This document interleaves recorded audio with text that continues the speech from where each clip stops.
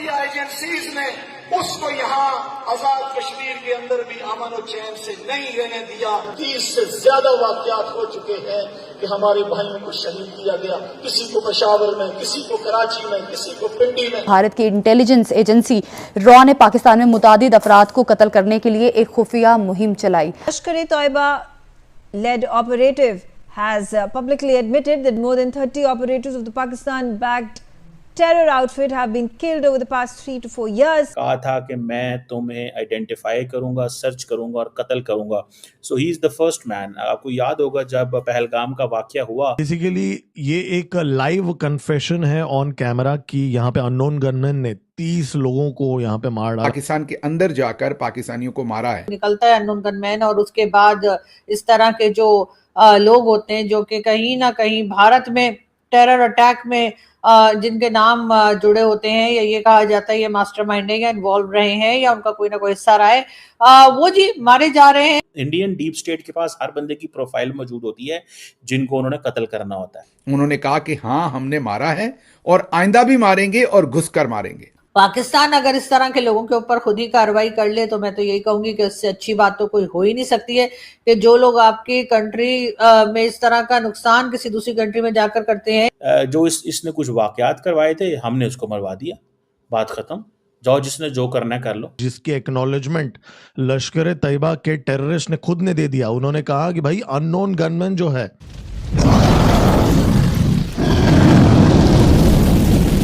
Hello दोस्तों, जय हिंद। जैसा कि आज की क्लिप में आपने देखा, पाकिस्तान एक बार फिर आतंकवाद को लेकर चर्चा में है। भारत के खिलाफ लगातार आतंकी गतिविधियों को बढ़ावा देने के आरोप के बीच अब पाकिस्तान से ही एक ऐसा दावा सामने आया है जिसने सबका ध्यान खींच लिया है।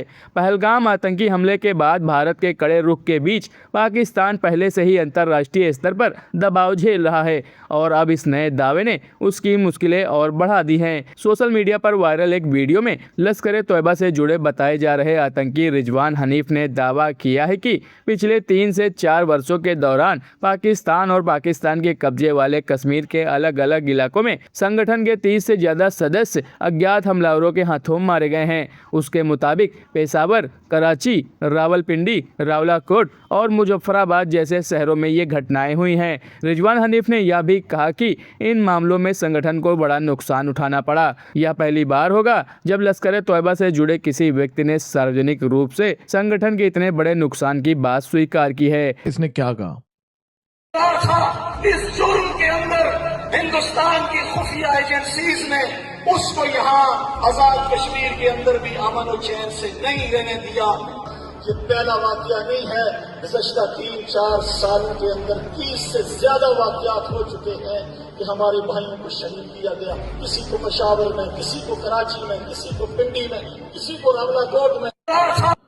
तो बेसिकली ये एक लाइव कन्फेशन है ऑन कैमरा कि यहाँ पे अननोन गनमैन ने 30 लोगों को यहाँ पे मार डाला मिस्टीरियस वेज में, रावलाकोट में, रावलपिंडी में, कराची में। ये मैं नहीं बोल रहा हूँ, या कोई भारत से कोई नहीं बोल रहा है, ये खुद लश्कर-ए-तैयबा का टॉप कमांडर रिजवान हनीफ ये बात बोल रहा है। वहाँ पे स्पीच दे रहा है वो जब ये बात बोल रहा है तो इसका मतलब ये सच है।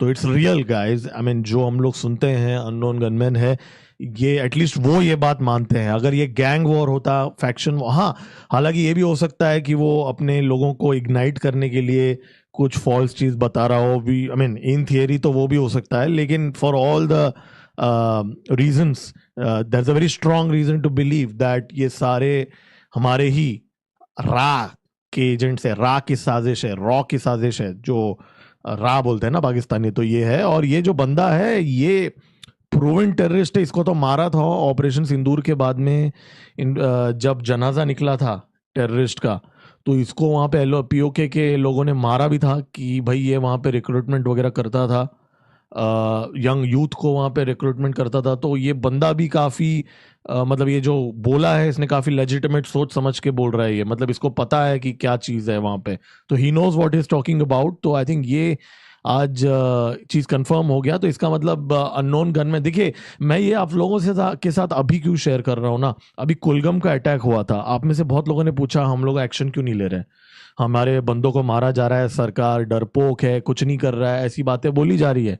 अब देखिए हर बार एक्शन ओवर्ट नहीं होता, हमने कितने न जाने बंदों को मारा होगा, वी डोंट इवन नो। अब ये तो 30 ये बता रहा है, बाकी अगर आर्म्ड फोर्सेस के स्पोक्स पर्सन तो ये भी बोलते हैं कि भाई बलोचिस्तान के अंदर जो होता है वो भारत करा रहा है, वो तो उनका एलिगेशन है। तो यू डोंट रियली नो क्या चीजें हम लोग वहां पे कर रहे हैं। अगर वो यहाँ पे एक मार रहे हैं, हो सकता है वहां हम 20 मार रहे हो। तो बहुत सारी चीजें चलते हैं। ये खबर शेयर करने का, अप टॉप शेयर करने का आज का रीजन ये था। पाकिस्तान अगर इस तरह के लोगों के ऊपर खुद ही कार्रवाई कर ले तो मैं तो यही कहूंगी कि उससे अच्छी बात तो कोई हो ही नहीं सकती है कि जो लोग आपकी कंट्री में इस तरह का नुकसान किसी दूसरी कंट्री में जाकर करते हैं, चाहे अपनी ही कंट्री में करते हैं, उनके ऊपर बहुत ही सख्ती के साथ अगर एक्शन होगा तो उसमें फायदा पाकिस्तान का ज्यादा है, भारत का कम है। क्योंकि जाहिर है अब यही लोग जब पाकिस्तान में भी टेरर अटैक्स के अंदर इन्वॉल्व होते हैं तो उसमें पाकिस्तान को जिस तरह का नुकसान होता है वो सभी के सामने है। लेकिन अभी तक बहरहाल इनको इस तरह की कोई खबर या कोई बात बाहर लीक नहीं की गई है जिससे ये पता चले कि आखिर ये अननोन गनमैन कहाँ से आते हैं और कहाँ को चले जाते हैं। कई बार हमारे जो डिफेंस मिनिस्टर साहब हैं और दूसरे लोग जो मिनिस्टर्स वगैरह हैं, उनका ये कहना होता है कि जी ये सब कुछ भारत करवा रहा है, भारत से आते हैं और उसके बाद ये जो हमारे यहाँ जो मास्टरमाइंड जिन्हें कहा जाता है या टेररिस्ट कहा जाता है या कैलिजन मोल रतन और जो कुछ भी कहिए उनको कहा जाता है, जी वो भारत से आते हैं किलर्स और या अननोन गनमैन और इन लोगों को मार के निकल जाता है। तो भाई पहली बात तो ये कि क्या इतना आसान है भारत से यहाँ पर आ जाना? क्या वाकई में हमारे बॉर्डर्स जो हैं वो ऐसे खुले पड़े हैं कि कोई भी आएगा और बजरंगी भाईजान की तरह इनको टपका के निकल जाएगा?